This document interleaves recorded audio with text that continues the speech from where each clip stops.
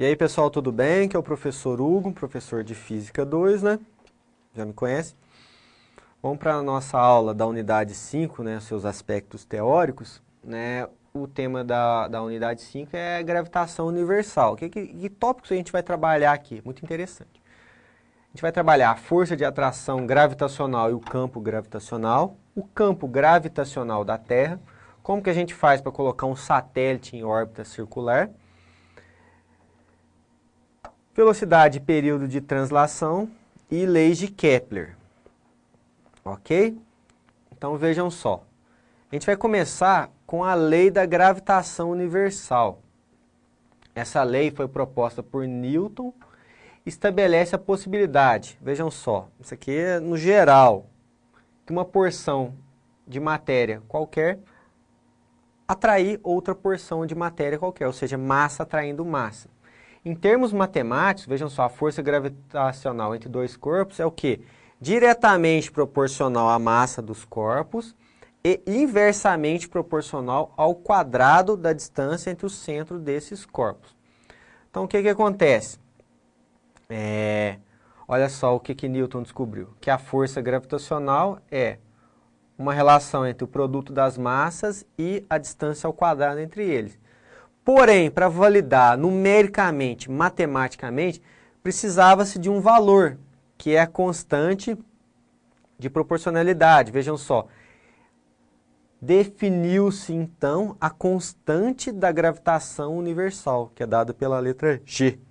G tem um valor de 6,67 vezes 10 elevado a menos 11 newton vezes metro quadrado por quilograma ao quadrado.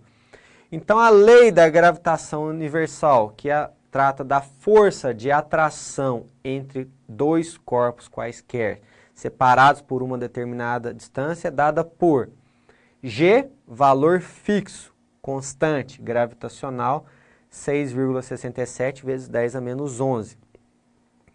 Produto da massa dos corpos, dividido pela distância entre eles ao quadrado. Vejam só, como curiosidade, em 1798, o Henry Cavendish, ao fazer experiências com balanças de torção, conseguiu mensurar esse valor de G. Daí que vem o valor de G. Por isso que eu falei que é empírico, é testado, é experimental para se chegar a esse valor. Não foi um valor só para validar uma ou outra conta, não. Esse aqui valida todas. Se você fizer matematicamente, vai bater com o físico. Um exemplo, dois corpos esféricos homogêneos se atraem com uma força gravitacional F. Se a gente dobrar a distância entre seus centros, o que acontece com a intensidade dessa nova força de atração? Então, inicialmente, força Gmm R ao quadrado. Se eu dobrar a distância, F' Gmn 2R ao quadrado, que dá o quê? 4R ao quadrado. Então, se eu fizer a nova F' por F, o que eu vou chegar? Fazendo a operação, vou chegar aqui, F' por F é igual a 1/4 da inicial. Ou seja, se eu dobrar a distância, e como a distância é relacionada ao quadrado, 2 ao quadrado, 4. Então, virou 1/4 da inicial. Se eu triplicar a distância, 3 ao quadrado, 9. Vai reduzir a 1/9 da inicial. Então, fiquem ligados nisso, que não precisava ter feito nada dessa operação gigante aqui, era só pensar que a distância varia com o quadrado. Então, se ela dobrou ao quadrado, 4 vezes. Certo? Então, o que é campo gravitacional? Os astros, o que eles fazem? Criam ao seu redor uma região de perturbação gravitacional, ou seja, eles conseguem atrair. Você tem lá um planeta gigante, com uma massa gigante. Então, pela lei da gravitação universal, o que acontece? Ele vai atrair os corpos que estão próximos ali, a gente, né, no caso. Isso é denominado campo gravitacional. Vejam só, acabei de falar. Qualquer massa colocada nessa região ficará sujeita a uma força gravitacional, ou uma força peso, em função da gravidade. Conforme a lei da gravitação universal, essa força diminui à medida que se afasta, né, do núcleo do elemento. Então, ó, vejam só, como é que é determinada a gravidade de um planeta, de um planeta, no caso. Considerando um planeta de massa m e um objeto qualquer, considerado um ponto de massa m, a uma distância r do centro desse planeta, qual que vai ser a gravidade naquela situação? Então, está aqui, ó, um planeta e um ponto de distância r do centro desse planeta. Qual vai ser a gravidade naquele ponto? A gravidade naquele ponto, vejam só, vai ser a constante gravitacional vezes a massa do planeta dividido por essa distância ao quadrado. Então, é possível determinar a gravidade em um determinado ponto. Mas aí vamos passar para um termo mais, para uma situação mais concreta, mais comum para a gente, que é a nossa gravidade. Então, vejam só, considerando onde a gente está, na superfície da Terra, como é que é determinado o valor da gravidade? Vejam só, se a massa m estivesse na superfície do astro de massa mzão, no caso a Terra, a gente sabe a massa da Terra, quando eu estiver aqui na superfície, ali é a gravidade que a gente está sujeito. Então a gravidade G0, que é a que a gente está sujeito, que é aquele valor de 9,81 metros por segundo ao quadrado, é definida como constante gravitacional, 6,67 vezes 10 a menos 11, vezes a massa do planeta, dividido pelo raio da Terra ao quadrado. Aí, isso aqui é o nosso G0, gravidade que a gente está acostumado a utilizar, 9,81. Muitas vezes utilizamos 10 para arredondar. Em função disso, a gente pode calcular a gravidade em outras alturas. Por exemplo, lá no alto do Everest, a ação da gravidade lá é menor. Por quê? Afastou-se do centro da Terra.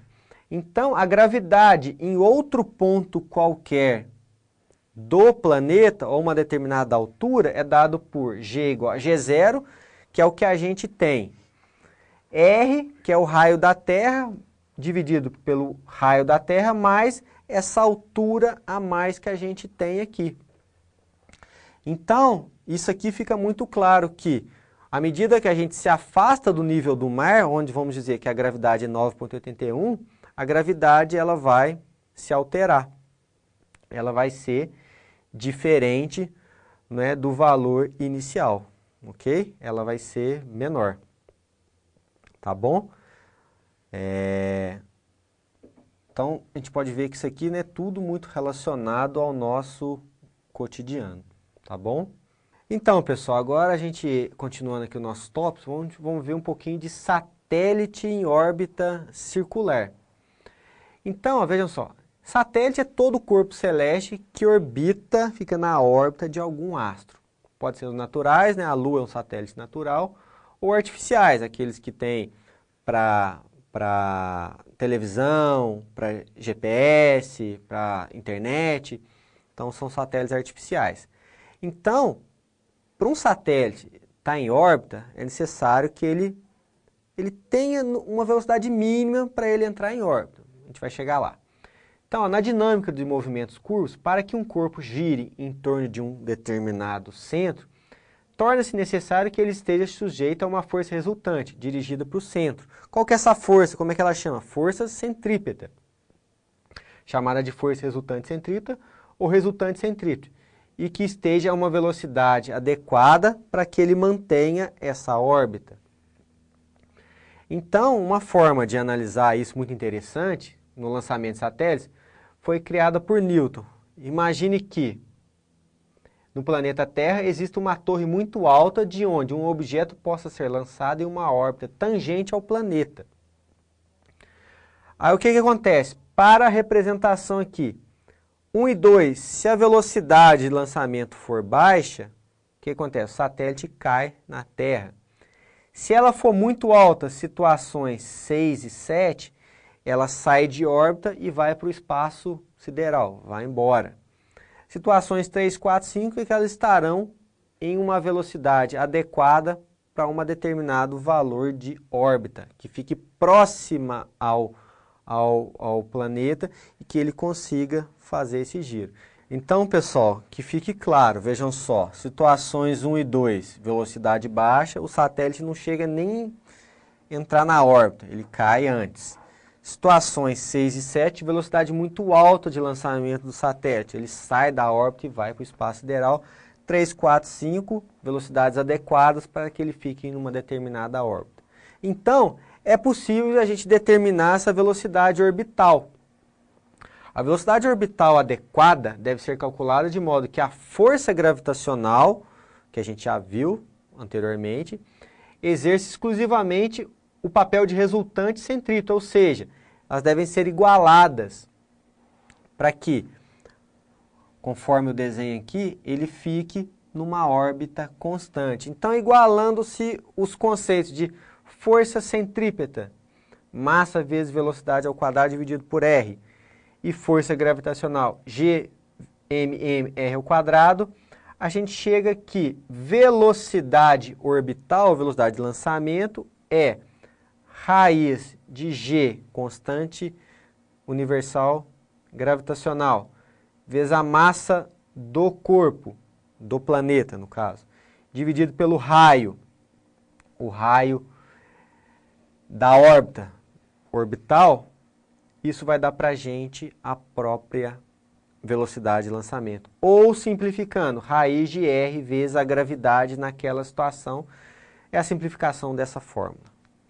Então, um exemplo, um satélite de comunicação deve operar a uma distância de 49 mil quilômetros do centro da Terra.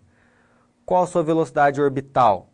A massa da Terra, 6 vezes 10 elevado à 24ª potência quilos, e a constante de gravitação universal, 6,7 vezes 10 a menos 11. Arredondamos aqui. Então, o raio, 49 mil quilômetros, tem que passar para metro. Então, 4,9 vezes 10 a 7 metros. Velocidade orbital desse satélite, raiz de G vezes a massa dividido por R, vou chegar a um valor de aproximadamente 2,9 km por segundo. É a velocidade orbital deste satélite. Agora, pessoal, vamos ver a parte das leis de Kepler. São 3 leis. Tudo começou na Idade Moderna, quando o Tycho Brahe ele começou a estudar a variação da posição dos astros, né? E tudo aquilo que ele fez de estudos, que ele anotou, o Kepler, que era seu assistente, ele utilizou tudo aquilo que o Brahe tinha feito, as análises dele, as pesquisas dele, para formular as 3 leis de Kepler. São elas, primeira lei de Kepler, todo planeta gira ao redor do Sol em uma órbita elíptica. Nela, o Sol ocupa sempre um dos seus focos. O que é uma órbita elíptica? Redonda seria uma órbita circular. Elíptica, ela é um pouco achatada. Então, o planeta, vejam só, órbita elíptica, achatada. O Sol sempre um dos focos, certo? Então, vejam só, uma elipse, é interessante que a gente saiba uma característica da elipse, que é a sua excentricidade. Nos desenhos das órbitas dos planetas, a elipse é didaticamente muito achatada. Isso é para a gente mostrar que a órbita é elíptica. Na prática, ela não é tão achatada assim. Para evidenciar, né, a primeira lei de Kepler. Na realidade, esse achatamento da maioria das órbitas é muito pequeno. Ele é pequeno, a gente praticamente vê circular. Se a gente fizesse um desenho, né, na escala certinha. A esse achatamento dá-se o nome de excentricidade. Excentricidade é o quê? É a razão da distância focal pela distância do semi-eixo. Quanto maior a excentricidade, mais achatada é. Então, quanto maior o valor de E, mais achatada é a elipse. E quanto menor, mais redondinha, mais circular, em forma de um círculo mesmo, é a órbita. A segunda lei de Kepler. O segmento que liga o planeta ao Sol varre áreas iguais em intervalos de tempos iguais. Então, olha o Sol e a elipse.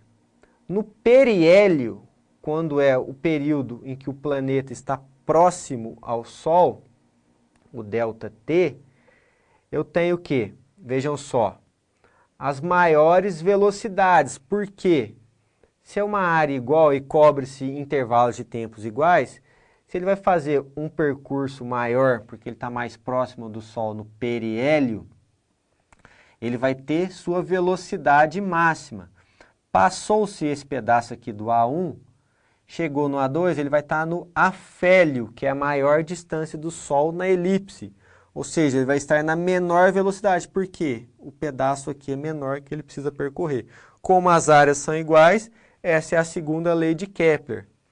Área 1 é igual a área 2, ΔT1 é igual a ΔT2. Vejam só o dizer.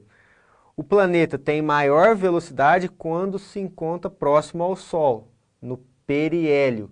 A velocidade do planeta é maior no periélio, ponto mais próximo do Sol, do que no afélio, ponto mais afastado do Sol.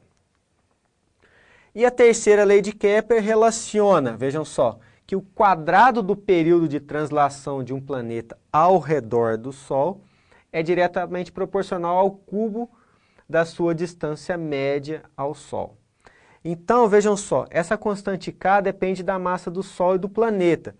Como a massa do Sol corresponde a 99,85% da massa de todo o sistema solar, vejam só, é muito maior que a massa dos planetas do sistema solar, podemos dizer que a constante depende basicamente da massa do Sol e será a mesma para todos os sistemas, porque a massa do Sol ela é muito maior do que a massa dos outros planetas. Tá certo, pessoal? Então essas são as 3 leis de Kepler. Muito obrigado, né, e até a próxima aula.